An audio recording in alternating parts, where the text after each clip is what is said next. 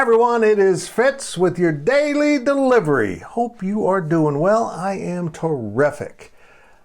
Make sure you're subscribing to this YouTube channel. Let's get us over that next plateau. Let's get going. Thumbs up, comments, you know the drill. Let's get after it. And I got a great topic for today.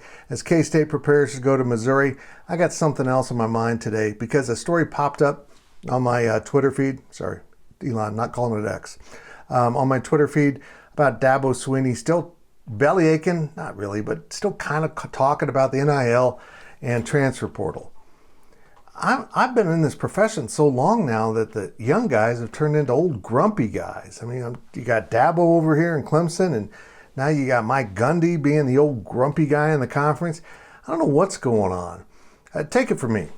You have to be able to adjust. Here I am sitting in my home studio with lights all over the place, an iPhone that I'm filming high quality video off of. You got to adjust to what the market has now. And I know as a coach you may not like the NIL or the portal, but you got to deal with it. And you're just kind of fighting a fight that you're never going to win.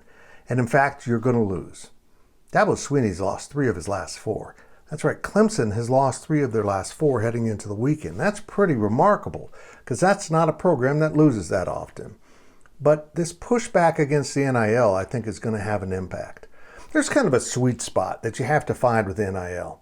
If you go all in on that and you're willing to bid with anyone, I mean, if you've got enough donor money sitting out there, you can pay kids whatever they want. You can get into bidding wars with other big programs and get those kids. That's not going to work. You're going to get incredibly talented players who aren't invested in their program. They're just invested in themselves and getting as much money as possible. But on the other hand, if you refuse to play the NIL game, you're going to start losing on a bunch of commits that would love to come to your place if you just showed them some love. So there is a middle ground, and I think Chris Kleiman and Lance Leipold at Kansas are kind of finding that middle ground where you will play the NIL game, but as soon as a young man wants you to become part of a bidding war, you're not in it for the right things.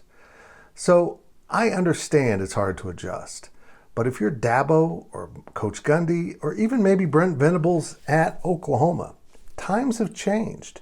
And you might think it's ugly to have to do these things, but everyone's doing these things.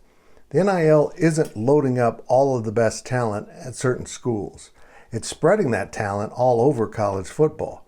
The great ones will still be great programs, but a lot of other schools are beginning to play the game and do it the right way, and it's being effective.